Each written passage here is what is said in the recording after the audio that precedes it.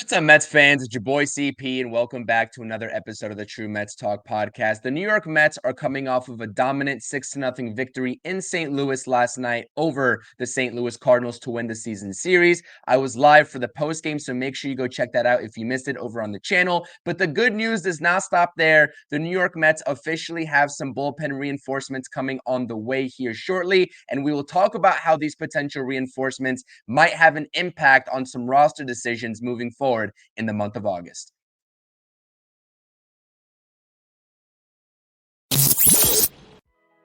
You are now watching the True Mets Talk podcast, talking New York Mets baseball 24/7, 365 with your host, CP. The shout to right field, stumbling start for Stewart. Strolls to deep left field by Alvarez. He's homered in 4 straight games for the second time in his. He's homered in 4. All right, let's get into it. Obviously, if you enjoy the content on this channel, if you like this video, make sure you hit that thumbs up button, subscribe to the channel, and let me know your thoughts and opinions in the comment section down below about anything and everything related to our New York Mets. Like I mentioned, I was live for the postgame last night. The Mets are officially on their way to Colorado to start a 3-game set in which they will have David Peterson, Luis Severino, and Paul Blackburn going on the mound in each of those respective 3 games, and they have improved their record to 59 and 53 on the season. We'll take a look at these updated wildcard standings here in just a second. But the New York Mets, as of today, do have some updated news on 3 bullpen arms. We will start with Daniel Nunez, unfortunately, because he is the furthest away of these 3 guys that you see on your screen from making his return. But we do have great news on Daniel Nunez. Obviously had some inflammation in his arm.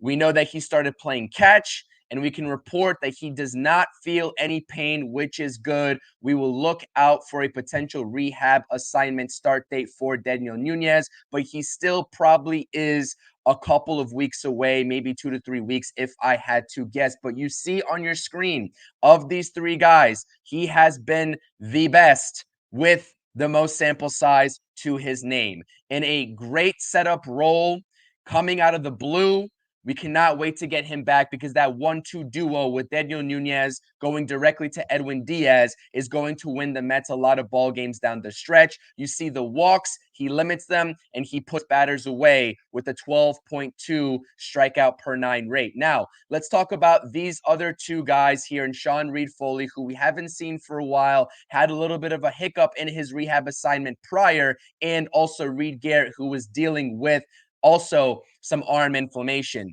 These 2 made their rehab assignment start dates a couple of days ago. They made their starts in the rehab assignment, I should say, excuse me. They didn't fare well. They only retired a couple of batters of their 5-6 batters faced, a couple of walks in between, especially for Sean Reed-Foley. But when we are looking at these rehab assignments, obviously you want them to perform well, especially if they're making their way back, be it they're only pitching in Double-A. However, I am not concerned with what they do. They are still trying to regain their footing. They are still trying to ramp up to full speed because it's a lot different than live batting practice. It's a lot different than playing catch. So we are not going to sit here and judge what they have done in their first rehab assignment back. We are going to be happy that they are on the horizon of being back. Obviously, they do need to make a couple more rehab assignment appearances in the minor leagues before they can get activated. But it is great news because the Mets have a lot more flexibility, especially in addition to the few bullpen arms that they got at the deadline to make some roster decisions. And one roster decision will be made, in my humble opinion, finally surrounding Mr. Jose Butto. And we'll look at the potential rotation here as soon as a couple of these guys get back. And I decided to sit here and put up the potential pitching roster for the New York Mets given with all 3 of these guys back. Now, like I said, it's going to take a couple of weeks because Daniel Nunez is a couple of weeks away. He's a little further away than Reed Garrett and Sean Reed-Foley. But once all three of these bullpen arms are back, this is what a potential Mets rotation could look like. And Jose Butto, everybody's been wondering if he's going to stick into the bullpen. He's done a phenomenal job, but he's also done a phenomenal job earlier this season as a rotation arm. The Mets can finally make their way to a six-man rotation, barring any minor league prospect call-ups to fill out this rotation. Now, like I said, the Mets have been wanting to move to a six-man rotation, especially when Kodai Senga got back. We know the unfortunate news about Kodai Senga. The Mets have lost him for the rest of the regular season. We'll see if the Mets get into the playoffs, what the plan is for Kodai Senga. But I think that this is the perfect time, especially given that you're only allowed 13 pitchers on the major league roster, to go with a six-man rotation and extend some of these guys like David Peterson, Jose Quintana for an extra day of rest, and Luis Severino for that matter. So this is what your bullpen would look like. You had Edwin Diaz, Daniel Nunez, like I said, a great 1-2 combo there for his setup and closer role. Huascar Brazaban, who I continue to have confidence with, even